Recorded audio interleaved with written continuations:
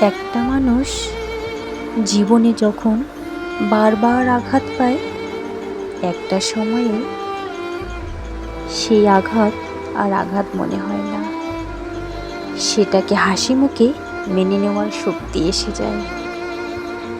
এখনকার দিনে বেশিরভাগ মানুষই নিজের ভুলগুলো চোখেই দেখতে পায় না, তারা শুধু অন্যের ভুলগুলো দেখতে পায়।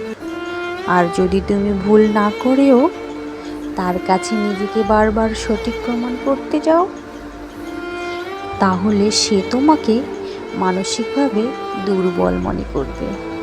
সত্যি, আমাদের এই সমাজে সরল মনের মানুষদের কষ্ট বেশি।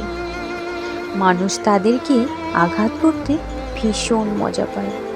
একটা মানুষ তখনই নিজেকে সবার থেকে আলাদা করে রাখে, যখন তাকে বোঝার মতো কেউ থাকে না। তখন সে তার একাকিত্বতা মেনে নিতে বাধ্য হয়।